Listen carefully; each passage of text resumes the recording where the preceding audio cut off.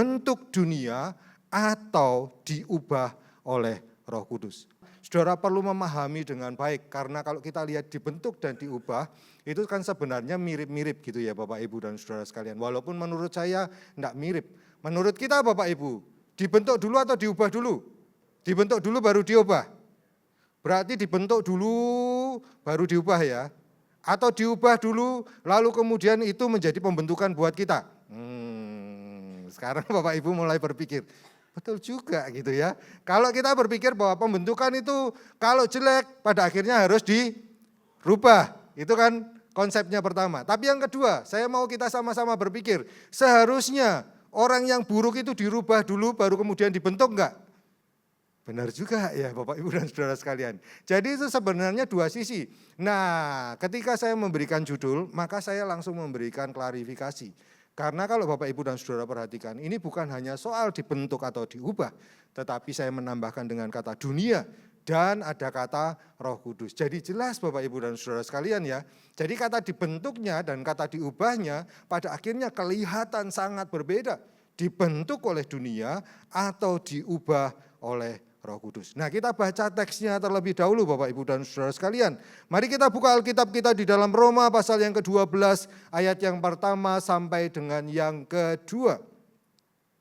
Begini bunyi firman Tuhan, dibuka dengan sebuah kalimat kata, karena itu saudara-saudara demi kemurahan Allah, aku, apa Bapak Ibu, menasehatkan kamu. Jadi Paulus sedang memberikan sebuah nasihat. Kita pernah hendak berpikir, dari ayat yang pertama, kenapa ada karena itu? Pak Antoni pasti sangat memahami hal ini. Kalau kita belajar tata bahasa dan kita memperhatikan Alkitab, ketika ada kata karena itu, maka kita perlu memperhatikan bagian sebelumnya. Dan kalau Bapak Ibu masuk sekolah teologi, wajib masuk sekolah teologi ya Bapak Ibu ya, supaya tahu banyak tentang firman Tuhan. Tidak perlu jadi hamba Tuhan. Kita perlu belajar firman Tuhan dan itu menunjukkan keseriusan kita tentang kekekalan kita. Seberapa penting kekekalan itu buat kita. Pak, saya marketplace saja. Marketplace tetap perlu dibekali dengan firman Tuhan. Betul gitu ya Pak Antoni ya? Saya sedang tidak promosi STT Bapak Ibu dan saudara sekalian. Tapi sedang promosi masuk sekolah teologi ya Bapak Ibu ya. Nah kita jadi tahu gini Bapak Ibu. Karena itu berarti ada sebelumnya yang sedang disampaikan oleh Paulus. Dia sedang menasehatkan sesuatu dan 11 pasal sebelumnya itu menyebutkan suatu hal yang lain. Dan 11 pasal sebelumnya itu menyebutkan tentang kemurahan Allah. Dari mulai pasal yang pertama, pasal yang kedua, pasal yang ketiga, Paulus berbicara tentang Abraham, semua orang berdosa. Lalu kemudian pasal yang kelima, manusia dibenarkan. Terus kemudian Adam dan Kristus mulai ayat yang ke-12 sampai dengan 21. Dan pasal-pasal selanjutnya, Paulus itu terus-menerus menegaskan kepada orang-orang pada waktu itu. Kamu loh sudah menerima banyak kemurahan. Sadar loh, ada banyak kemurahan yang kamu terima. Dan di dalam pasal 12 ayat yang pertama Paulus berkata, kalau kamu sudah menerima begitu banyak kemurahan, Paulus berkata, ini loh nasihatku kepada kamu. Bapak Ibu saya perlu menegaskan hal itu. Menasihatkan kamu supaya apa? Supaya kamu mempersembahkan tubuhmu sebagai persembahan yang hidup, yang kudus dan yang berkenan kepada Allah. Terus dikatakan itu adalah ibadahmu yang sejati. Bapak Ibu saya menyampaikan berulang kali Roma pasal 12 ayat yang pertama sampai dengan yang kedua. Dan saya selalu kagum dengan apa yang ditulis oleh Rasul Paulus. Beberapa waktu yang lalu saya membahas dari perspektif ibadahmu yang sejati. Dan saya menemukan di dalam bahasa aslinya kata ini bukan ibadah yang sejati. Tetapi sebenarnya berarti ibadah yang logis. Ada banyak orang yang berpikir ibadah itu tidak logis. Saya ketemu orang yang langsung ngomong, paman saya sendiri berkata, untuk apa kamu ke gereja? Untuk apa kamu beribadah? Dibujuk-bujui tok. Ada yang merasa dibujui Bapak Ibu? Pintunya di sebelah ini. Dia berkata gini sama saya, ini bukan saya ngarang ya Bapak Ibu, tapi benar-benar karena dia tahu saya sekolah Alkitab. Kita ini disuruh datang, rugi transport. Di gereja disuruh apa? Suruh apa? Persembahan, jangan dulu AI ya, itu terlalu ekstrim, duduk dulu AI ya, disuruh duduk. Duduk itu kan tidak menyenangkan, anak saya dari satu sesi ke dua sesi, Enggak menyenangkan gitu. Ada hal lain yang lebih menyenangkan yang akan kita lakukan, yang bisa kita lakukan. Setelah duduk apa AI tadi? Oh nyanyi dulu, nyanyi dan berdoa lah. Jangan gitu loh, persembahannya itu terakhir aja persembahannya. Datang, duduk, terus nyanyi gitu ya. Dan lain-lain, perjamuan, dan setelah itu apa AI? Terima kasih ya AI. Nah itu yang menjadi penekanan dari paman saya. Dia mengatakan bahwa disuruh ngasih duit. Buat apa coba suruh ngasih duit? Nah saudara gini, orang yang tidak paham tentang firman Tuhan, yang dipakai itu pikirannya sendiri. Cara berpikir, dan itu cara berpikir dunia. Dan itu yang mau saya sampaikan pada siang hari ini Bapak Ibu. Kalau kita tidak punya Roh Kudus, apa sih yang nanti kita punya? Kalau kita tidak menggantungkan hidup kita pada Roh Kudus, lalu hidup kita ini akan menjadi seperti apa? Itu yang mau saya tekankan pada siang hari ini. Kalau kita tidak menganggap Roh Kudus sebagai penolong kita tidak menganggap Roh Kudus sebagai, apa tadi satunya? Penghibur kita. Lalu hidup kita ini jadi seperti apa? Jangan jauh-jauh dulu Bapak Ibu dan Saudara sekalian. Ibadah yang logis, saya pernah menyampaikan. Jadi sebenarnya ibadah kita itu punya alasan yang sangat kuat, bukan tidak beralasan. Allah tidak sembarangan ngomong, pokoknya tiap minggu kamu harus beribadah. Enggak, ada sebuah alasan yang logis untuk ketaatan, tahu tentang tujuannya Allah dan lain sebagainya. Tapi saya tidak akan ke sana Bapak Ibu dan Saudara sekalian. Saya cuma ingin menegaskan bahwa ayat ini begitu luar biasa buat saya Bapak Ibu. Lalu kemudian ayat yang kedua, janganlah kamu menjadi serupa dengan dunia ini. Tetapi apa? Berubahlah. Terus kemudian yang menarik apa? Oleh hatimu. Tadi kita baru membicarakan ini perlu sinkron enggak sih sebenarnya hati sama pikiran gitu ya. Saya baru tahu bahwa ada orang-orang yang berbeda di sini ya Bapak Ibu dan Saudara sekalian. Dan itu semakin menakutkan buat saya. Yang dirubah adalah pembaharuan budimu sehingga kamu apa? Dapat membedakan manakah kehendak Allah, terus kemudian apa yang baik, yang berkenan kepada Allah dan yang sempurna. Dan saya akan memulai dengan sebuah kalimat yang cukup panjang. Saya minta Bapak Ibu dan Saudara sekalian bersama-sama dengan saya berpikir tentang kalimat ini. Setiap hari hidup kita sedang dibentuk, betul ya Bapak Ibu ya? Setiap hari hidup kita sedang dibentuk. Yang dibentuk apa? Cara berpikir kita dibentuk enggak? Dibentuk gitu ya. Kita ketemu orang itu mikir apa enggak sih Bapak Ibu dan Saudara sekalian? Mikir. Anak saya di mobil tadi baru saja ngomong, pokoknya ya kalau saya habis ketemu orang Pak, saya pasti tidurnya cepat katanya dia. Kenapa kok gitu? Ya mikir Pak, ketemu orang itu mikir gitu. Dan ketika kita punya lingkungan tertentu, maka yang dibentuk adalah cara kita berpikir. Betul ya Bapak Ibu, bukan hati dulu. Cara kita berpikir, ketemu dengan siapapun, itu pada akhirnya membentuk cara berpikir kita.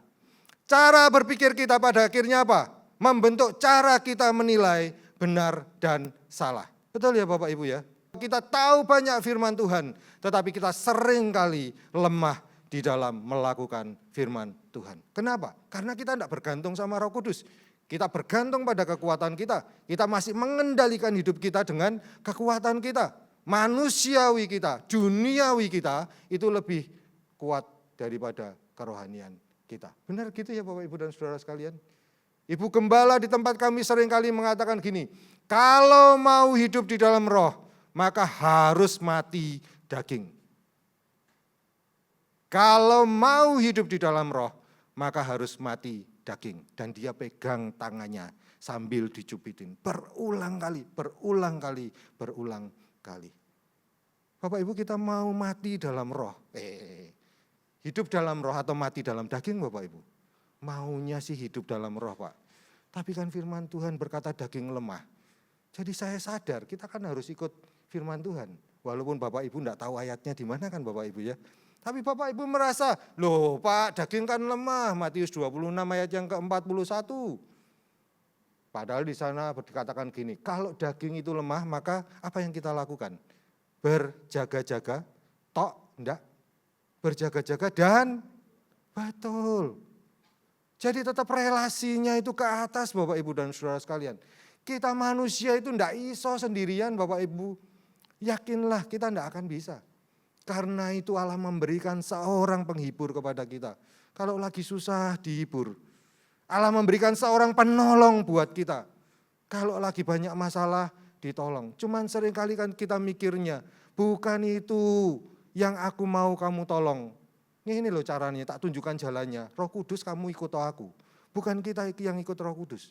Itu loh problema kita sebagai manusia. Dan saya tambahkan dengan kata berdosa Bapak Ibu dan Saudara sekalian.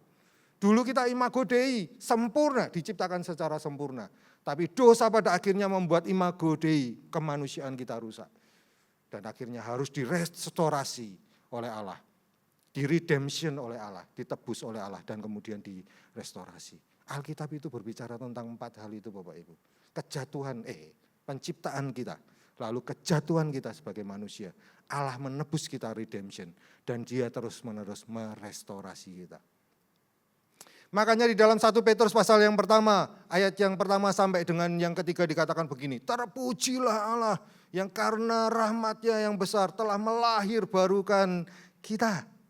Di Yohanes 3 kalau Bapak Ibu dengar kisah tentang Nikodemus, kita juga berhadapan dengan kisah yang sama. Nikodemus yang sudah lahir, kemudian tetap dikatakan oleh Yesus. Harus dilahirkan kembali. Loh piye Tuhan, masa aku yang sudah dewasa ini harus kembali ke perut ibuku? Enggak bisa. Tapi apa yang dipahami oleh Nikodemus dan Yesus jelas berbeda. Kita perlu lahir secara rohani.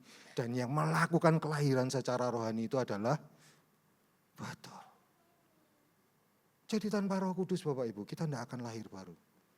Makanya di pagi hari tadi saya mengatakan 1 Korintus 12 ayat yang ketiga. Tidak ada seorang pun yang bisa berkata terkutuklah Yesus dari Roh Kudus. Bukan dari Roh Kudus pasti.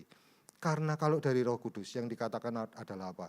Aku percaya Yesus adalah Tuhan. 1 Korintus 12 ayat yang ketiga.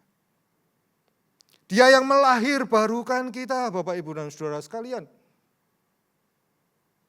Makanya setahun ini, bulan ini kita terus-menerus berbicara tentang Roh Kudus. Dan menurut saya ini merupakan salah satu doktrin yang sering kali dilupakan. Tadi pagi saya mengutip dari buku The Forgotten God, ditulis oleh Francis Chan. Dia berkata bahwa kita mungkin tidak menolak Roh Kudus. Kita mengakui Roh Kudus ada, tetapi di dalam kehidupan kita tidak pernah melibatkan dia bersama-sama dengan dia. Kita hidup seperti tanpa Roh Kudus Bapak Ibu dan Saudara sekalian. Kita lebih mengandalkan sesama kita daripada kita bergantung kepada Tuhan. Padahal Yeremia 17 ayat yang kelima berkata apa? Orang yang mengandalkan sesamanya, mengandalkan dirinya sendiri. Atau hatinya menjauh dari Tuhan. Kata yang digunakan menurut saya kata yang sangat kasar. Untuk waktu itu juga terkutuklah dia. Kita menghindari kata itu Bapak Ibu. Tetapi orang yang menjauh dari Tuhan itu dikatakan terkutuk. Nah Bapak Ibu dan Saudara sekalian, setiap hari hidup kita sedang dibentuk. Kita yakin itu ada banyak hal yang membentuk kita. Lingkungan kita, pergaulan kita. Karena itu Rasul Paulus berkata pergaulan yang baik itu merusakkan kebiasaan yang kebalik ya Bapak Ibu ya. Tidak sadar juga ya Bapak Ibu kalau kebalik ya. Pergaulan yang buruk merusak kebiasaan yang baik. Kita baik loh Bapak Ibu. Itu kan ayat itu secara sederhana ngomong gitu sih. Kita baik pun kalau kita kumpul dengan lingkungan yang buruk, kita jadi buruk. Dulu waktu saya mahasiswa S1, teman-teman saya itu punya niat, kita kan sudah sekolah. Sudah diajari misiologi, sudah diajari penginjilan pribadi. Lalu kemudian mereka ngobrol-ngobrol 3-4 orang. Terus kemudian itu kan di jalan jarak, itu kan ada orang-orang yang berdosa gitu ya. Mari kita pergi ke sana untuk menginjil katanya dia. Saya yang dengar langsung ini, stop dalam nama Yesus. Terus kemudian saya katakan, pasti bukan kamu yang injili mereka. Kamu yang diinjili mereka, saya bilang gitu. Ini mencobai Bapak Ibu dan Saudara sekalian. Saya tidak mengatakan itu salah ya Bapak Ibu ya. Tapi kalau lihat teman-teman saya pada waktu itu Bapak Ibu, saya berpikir hatimu ini penuh kelicikan kelihatannya ya, menggunakan hal-hal rohani. Kita sering kali demikian kan Bapak Ibu ya, membungkus hal-hal yang kurang baik dengan hal yang rohani. bohong nggak apa-apa, kan bohongnya untuk kemuliaan nama Tuhan. Mana ada, bohong untuk kemuliaan nama Tuhan itu mana ada, nggak ono Bapak Ibu dan Saudara sekalian. Allah berkata bohong ya bohong, enggak ya, enggak. Cara berpikir kita pada akhirnya membentuk cara kita menilai benar dan salah, terus kemudian membentuk cara kita mengambil keputusan. Semuanya itu sedang dibentuk di dalam kehidupan kita sehari-hari. Sadar atau tidak sadar, kita masih menginjak bumi. Selama kita masih menginjak bumi, ini yang terus kita hadapi Bapak Ibu dan Saudara sekalian. Nah, pertanyaannya bukan apakah kita dibentuk, tetapi pertanyaannya adalah oleh siapa kita dibentuk. Karena kita pasti dibentuk, apapun membentuk kita. Tetapi hari ini saya mau kita memperhatikan, ada enggak pribadi yang membentuk kita Bapak Ibu dan Saudara sekalian. Dari Roma pasal 12 ayat yang pertama sampai dengan kedua, kita akan melihat 3 realitas rohani yang tidak bisa kita hindari sebagai orang percaya. Dan gini ya Bapak Ibu, saya mau Bapak Ibu dan Saudara sekalian melihat semuanya itu fokusnya pada Roh Kudus. Semuanya itu fokusnya pada Roh Kudus. Mari kita lihat langsung bagian yang pertama. Saya kalau di sini ini takut dengan belakang, lebih takut itu daripada dengan Tuhan. Yang pertama Bapak Ibu dan Saudara sekalian, orang percaya yang tidak melibatkan Roh Kudus akan dibentuk dunia. Makanya saya tadi ngasih pengantar Bapak Ibu dan Saudara sekalian. Kita disadarkan di bagian yang pertama bahwa untuk transformasi kita perlu Roh Kudus. Dan di bagian ini saya ingin kita melihat bersama-sama apa sih yang terjadi di dalam kehidupan kita kalau tidak ada Roh Kudus. Dan ini yang menurut saya muncul. Orang percaya yang tidak melibatkan Roh Kudus akan apa Bapak Ibu? Enggak biasa-biasa saja.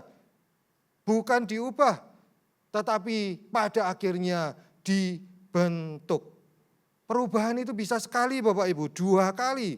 Tetapi kalau sudah dibentuk orang mengatakan gini, memang wis karaktere, mau mbok rubah piye-piye ya wis gak iso. Iku Tuhan Yesus datang pun ngomong sama dia, aku Tuhan, was kamu bujui gitu kan ya. Mungkin gitu kan Bapak Ibu, kata-katanya mungkin seperti se-ekstrim itu Bapak Ibu. Jadi orang percaya yang tidak melibatkan Roh Kudus pada akhirnya dibentuk dunia. Saya mengatakan bahasa ekstrimnya, menyerahkan diri kepada dunia.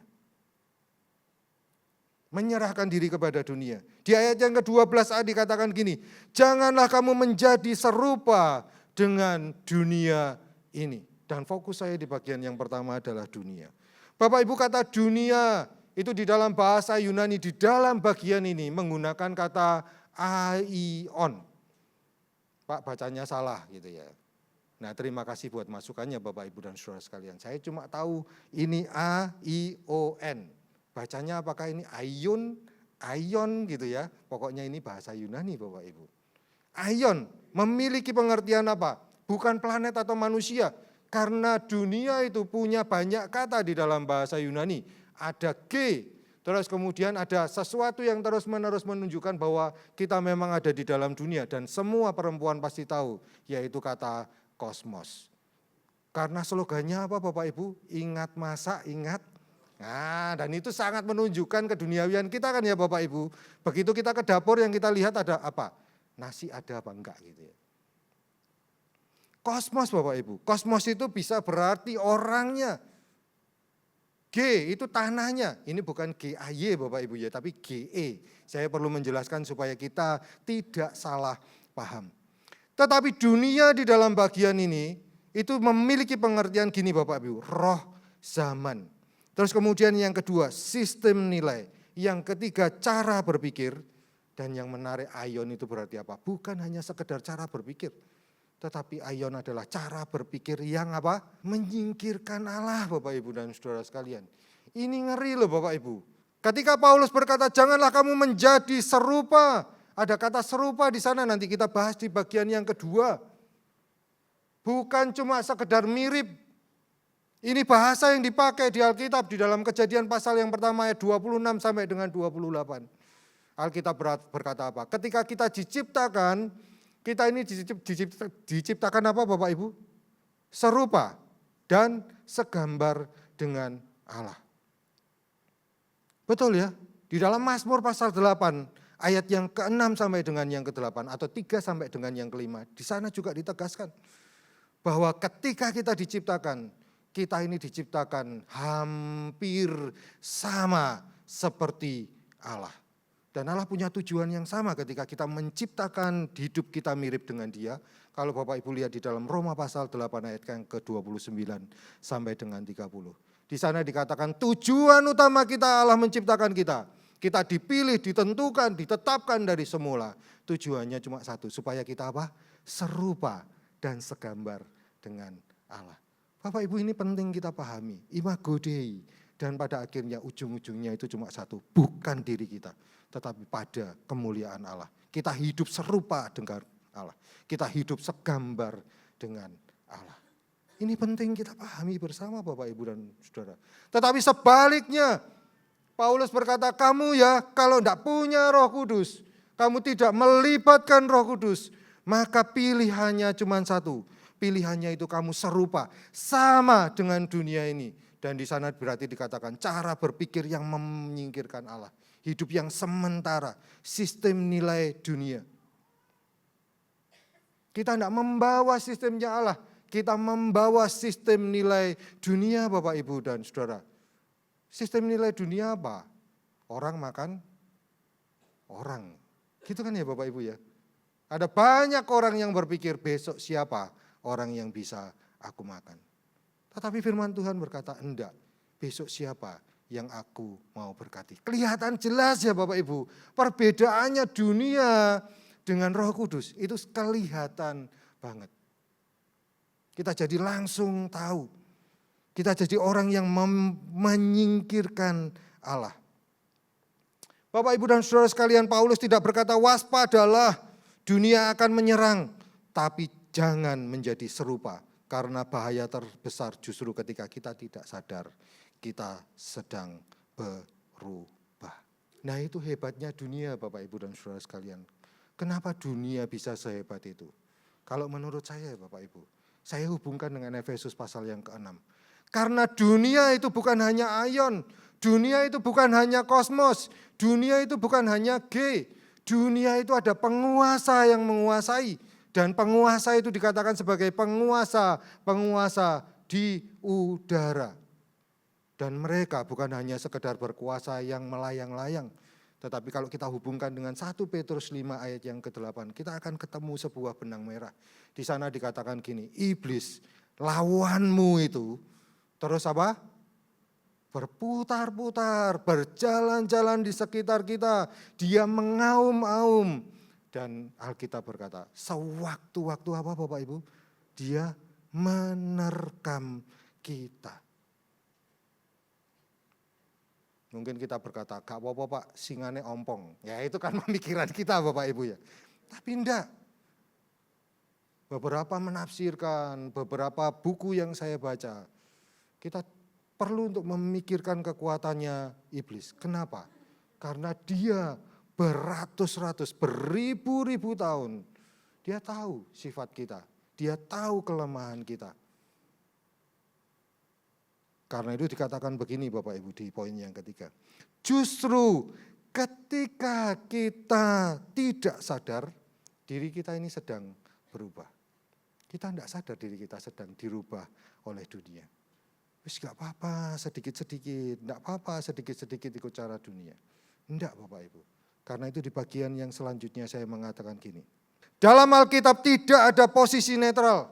Alkitab tidak pernah abu-abu. Jika Roh Kudus tidak membentuk kita, dunia pasti mengambil alih. Bahaya enggak Bapak Ibu kalau kita enggak punya Roh Kudus sebagai penghibur dan penolong kita. Dan itu secara tidak sadar, pelan-pelan kita diambil, kita diubah oleh dunia. Dan pada akhirnya hidup kita dibentuk oleh dunia. Dan aion tadi pada akhirnya membuat kita semakin menyingkirkan Allah. Itu sebabnya tepat Yeremia 17. Kalau kita mengandalkan sesama kita, kalau kita mengandalkan diri kita, maka yang ketiga, pada akhirnya kita akan semakin jauh dari Tuhan. Dan kita dikatakan terkutuk oleh Tuhan. Karena kekristenan itu sebenarnya bukan hanya soal tahu, ini sering kali kita dengar. Kristen itu bukan soal tahu, Kristen itu soal relasi. Hubungan kita dengan Allah itu yang menentukan segalanya. Hubungan kita dengan Yesus itu yang menentukan segalanya. Hubungan kita dengan Roh Kudus itu yang menentukan segalanya, Bapak Ibu. Cara berpikir kita, cara kita mengambil keputusan, cara kita menentukan benar dan salah, semuanya, Bapak Ibu, dipengaruhi oleh relasi kita dengan Allah. Itu sebabnya saya katakan jika Roh Kudus tidak membentuk kita, tidak mengubah kita, dunia pasti mengambil alih. Dan caranya iblis, dia tahu strategi yang paling baik. Nanti saya perlihatkan di bagian yang kedua. Dia tahu strategi yang paling baik buat kita. Nah Bapak Ibu, Alkitab tidak pernah netral. Dia selalu gini, katakan ya jika ya, katakan tidak jika tidak. Selanjutnya milik si iblis, Bapak Ibu. Yang kedua, kalau tidak jadi musuh Allah, maka jadi sahabatnya Allah. Betul ya Bapak Ibu? Tidak ada di tengah-tengah. 50-50 enggak ada. Di dalam Roma pasal 1 ayat yang ke-18 dikatakan gini, murka Allah itu nyata atas orang-orang yang terus-menerus menindas kebenaran. Kalau kita hidup di dalam dunia, berarti kita menindas kebenaran, Bapak Ibu. Ikut cara dunia, berarti kita menindas kebenaran. Dan kita jadi musuhnya Allah. Tidak ada netral, Bapak Ibu. Tidak ada di tengah-tengah. Tidak ada win-win solution. Tidak ada. Alkitab tegas, salah-salah, dosa-dosa, Bapak Ibu. Itu yang ditegaskan di dalam Alkitab. Jadi di bagian yang pertama kita belajar, Bapak Ibu.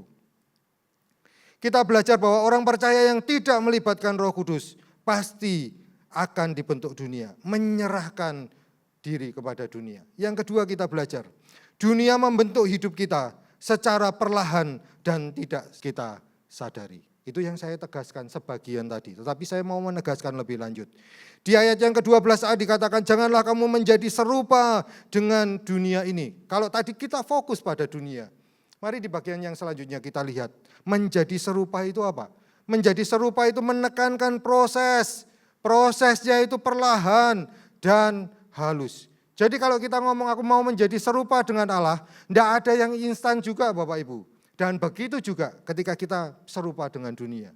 Maka itu merupakan sebuah proses, perlahan-lahan, halus, tapi pasti. Kita sedang belajar, dan kita sedang belajar kemana? Kita sedang belajar pada kekekalan, atau kita sedang belajar pada kebinasaan.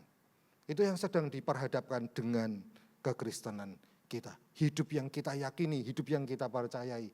Jadi sebenarnya Bapak Ibu, kekristenan itu bukan main-main. Bukan kita cuma berkata, wes minggu aku pergi ke gereja, wes pokoknya aku percaya kepada Yesus. Bukan sekedar itu Bapak Ibu dan saudara sekalian. Ada hal lain yang perlu kita pahami lebih lanjut. Itu sebabnya di bagian ini Paulus berkata yang diperbaharui itu bukan hati tok. Bukan main perasaan, bukan main emosi. Tetapi ada sebuah pertimbangan yang Allah izinkan. Dia berikan buat kita supaya kita mengetahui manakah kehendak Allah dan tidak. Tetapi semua keputusan itu tentu saja bermuara dari relasi yang benar dengan Allah. Menjadi serupa itu menekankan proses. Ini sebuah proses perlahan dan halus.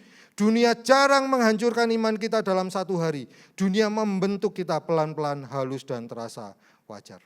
Bapak Ibu, sebuah buku yang ditulis oleh John Owen. Dan dia menulis sebuah buku yang berjudul Mematikan Dosa. Sudah diterjemahkan ke dalam bahasa Indonesia.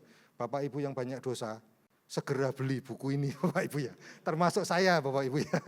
Mematikan dosa. Dan di satu bagiannya dia menuliskan gini, tujuan kita hidup di dalam dunia ini salah satunya adalah yang pertama mematikan dosa kita. Karena ketika kita mati dalam dosa, Ibu Gembala saya mengatakan kita hidup di dalam roh. Menekan ego kita. Bapak Ibu tidak ada ketaatan dalam bentuk kenyamanan. Tidak ono Bapak Ibu. Taat tapi nyaman. Tadi saya kasih contoh, ngelanggar lampu merah Bapak Ibu. Nyaman enggak sih? Enggak. Hati kita duk gitu Bapak Ibu. Kalau masih ada Roh Kudus, kalau enggak, kita merasa bahwa itu hijau semua Bapak Ibu. Ketok hijau kabeh wis, hijau semua.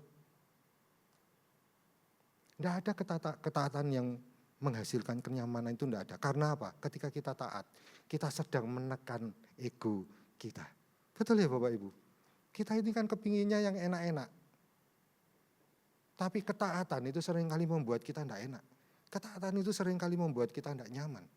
Dan orang seringkali berpikir gini, ikut Yesus, taat, itu pasti diberkati Tuhan. Salah Bapak Ibu. Saya ambil contoh ya. Ketika murid-murid Yesus berjalan di atas air. Di dalam Yohanes pasal yang ke-6, Markus pasal yang ke-6, Matius pasal yang ke-14. Nanti Bapak Ibu bisa lihat, baca perbedaannya. Ada beberapa perbedaan di sana. Yohanes cuma menulis Yesus memerintahkan mereka untuk mereka menyeberang dari Kapernaum ke Betsaida. Tetapi di bagian lain dikatakan Yesus mendesak mereka supaya mereka menyeberangi sungai. Dan ketika mereka menyeberangi sungai, apa yang mereka alami? Mereka mengalami badai sakal.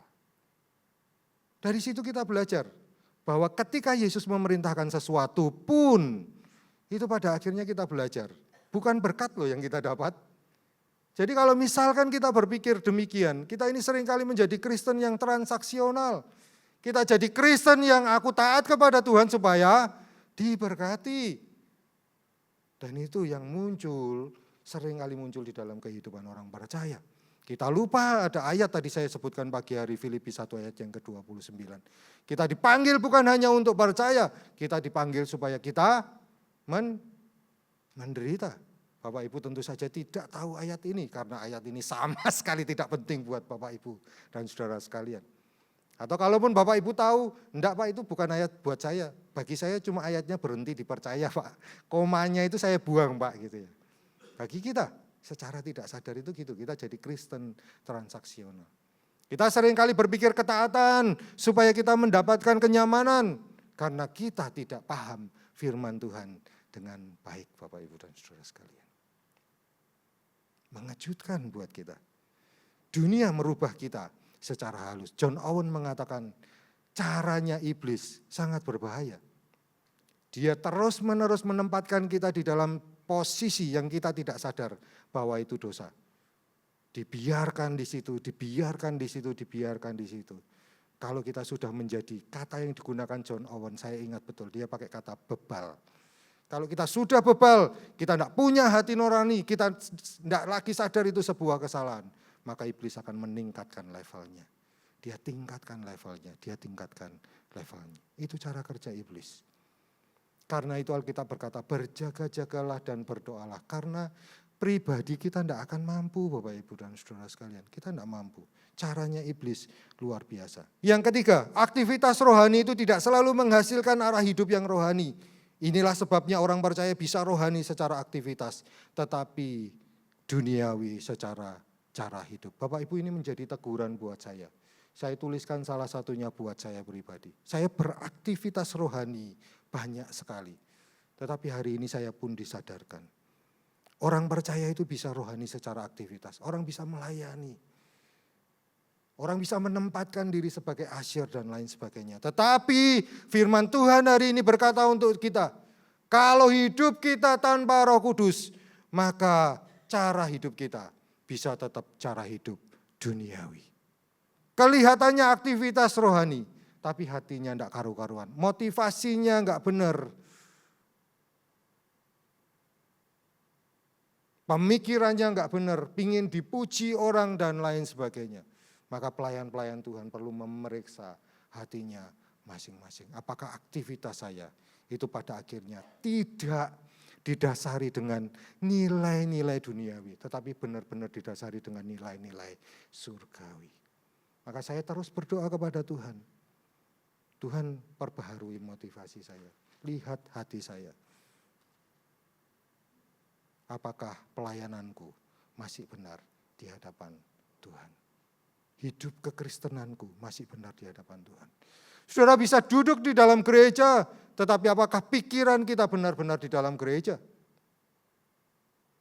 Saudara bisa datang ke gereja, tetapi apakah saudara benar-benar rindu kepada Allah yang sudah menyelamatkan hidup kita dengan harga yang sangat mahal, Bapak Ibu dan saudara sekalian. Perlu kita pahami bersama. Bukan aktivitas rohani yang menentukan, kesalahan hidup kita juga tidak menemukan. Makanya Bapak Ibu mungkin pernah belajar tentang legalisme dan lain sebagainya. Orang itu bisa berbeda, hati dan apa yang ditunjukkan. Lihat Di dalam Matius pasal yang ke-6 saya kasih contoh, Yesus menegur dan tegurannya itu untuk siapa? Orang-orang yang berdoa. Yang pertama 1-4, orang yang bersedekah ditegur. Yang kedua, mulai pasal yang ke-5 Yesus ngomong, kamu berdoa, tapi kamu salah di dalam berdoa. Loh berdoa kok salah sih? Kenapa? Karena dua Bapak Ibu, motivasi mereka keliru. Mereka berdiri di perempatan-perempatan jalan, mereka menyesuaikan waktu di sinagoge supaya dilihat orang. Dan Allah berkata apa? Kamu ya sudah menerima upahmu, tetapi dari surga kamu sama sekali tidak mendapatkan upah. Bapak Ibu lihat pentingnya menjaga hati. Lihat pentingnya menjaga hati Bapak Ibu. Secara lahiriah kita bisa melakukan kegiatan kerohanian kita. Tetapi ketika kita bertanya kepada Allah, apakah Dia sungguh melihat hal yang sama di dalam hati kita? Itu penting buat kita. Ke gereja hanya datang duduk diam seperti kata paman saya tadi. Penyesalan yang akan kita alami Bapak Ibu. Karena momen hari ini tidak akan terulang lagi. Minggu lain masih ada. Tetapi minggu tanggal 18 hanya terjadi satu kali. Dan besok kita belum tentu hidup Bapak Ibu dan saudara sekalian. Ini penting untuk kita pahami bersama. Maka mari dasari aktivitas rohani, bukan hanya sekedar pelayanan. Tapi apakah doa-doa kita itu benar-benar didasari relasi kita. Ataukah kita pagi cuma, Bapak terima kasih ya pagi aku bangun. Seharusnya yang benar apa? Kita klik dengan Allah Bapak Ibu. Betul kan? Di dalam doa itu seharusnya kita klik. Kita benar-benar merasakan Dia gitu loh Bapak Ibu. Kita benar-benar merasakan hadiratnya.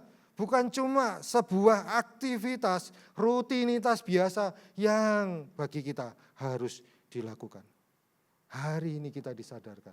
Roh Kudus yang membuat relasi kita itu pada akhirnya benar. Maka mohon kepada Roh Kudus Bapak Ibu. Doa kita seringkali cuma satu arah. Masih bersyukur kalau misalkan kita doa, Tuhan terima kasih. Berapa banyak dari kita yang seringkali doanya justru pagi hari, buka mata, terus kemudian tutup mata lagi, Tuhan berkatono aku hari ini. Loh salah tak Bapak Ibu? Enggak. Tetapi ada yang lebih utama. Saya belajar dari Matius pasal yang ke-6 doa Bapa kami. Hal pertama yang saya lihat adalah seharusnya hidup kita glorify Dia di dalam doa kita. Makanya dikatakan Bapa kami yang ada di surga, dikuduskanlah namamu. Datanglah kerajaanmu, jadilah kehendak-Mu di bumi seperti di surga. Kenapa tidak diawali dengan berikanlah kami pada hari ini makanan kami yang secukupnya? Enggak, karena awal memang tugas kita Bapak Ibu. Menikmati Dia, memuliakan Dia, mengagungkan Dia. Itu tugas kita manusia. Tidak sekedar minta. Baru kemudian minta, itu pun Allah tahu kebutuhan kita menurut Filipi yang keempat. Pasal yang keempat. Dan terakhir, ditutup dengan doksologi. Bukan terima kasihnya waktu kita sudah nerima Bapak Ibu dan saudara sekalian. Tidak. Ditutup dengan kemuliaan Allah kembali. Engkaulah yang mempunyai kerajaan dan kuasa, kemuliaan sampai selama-lamanya. Luar biasa Bapak Ibu firman Tuhan yang kita punya. Yang ketiga, yang terakhir Bapak Ibu dan saudara sekalian. Roh Kudus itu mengubah hidup dari dalam.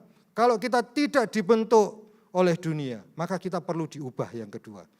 Dan percayalah, yang mengubah itu cuma satu pribadi. Dia adalah Roh Kudus. Dan penekanan di bagian ini, Roh Kudus itu mengubah hidup dari dalam. Di ayat yang pertama sampai yang kedua, Bapak Ibu nanti bisa lihat sendiri. Transformasi sejati itu bukan tekanan eksternal. Transformasi sejati itu bukan tekanan eksternal. Kita datang ke gereja, karena apa?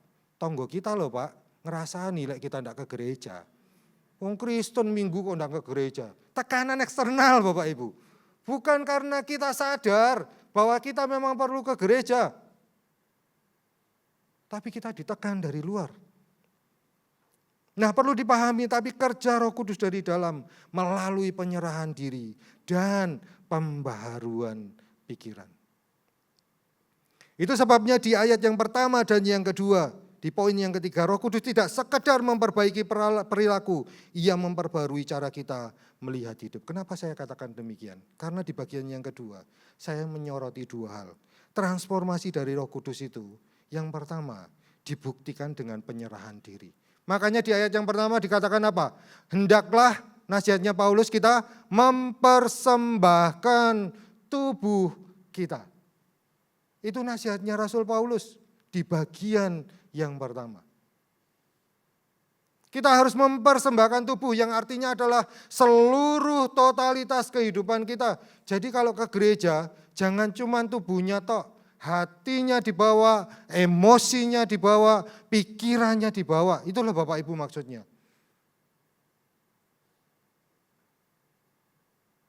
Totalitas hidup kita. Dan yang kedua ini penting Bapak Ibu. Ternyata Rasul Paulus ketika berkata mempersembahkan tubuh, Rasul Paulus tidak melupakan salah satu hal penting di dalam kehidupan kita.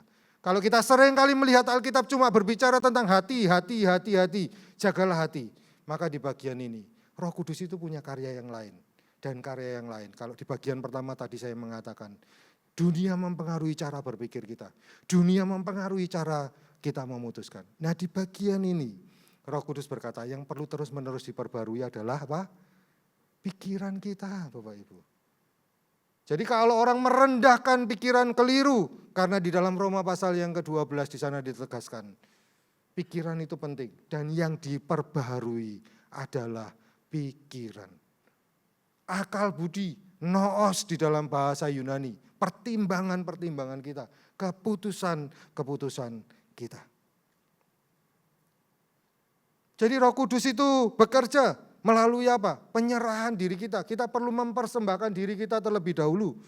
Lalu kemudian memperbarui pikiran kita terus menerus. Supaya pada akhirnya Roh Kudus berkuasa. Dan kita tidak dibentuk oleh dunia, melainkan dibentuk oleh Roh Kudus. Mesti diubah terlebih dahulu, baru kemudian dibentuk oleh Roh Kudus.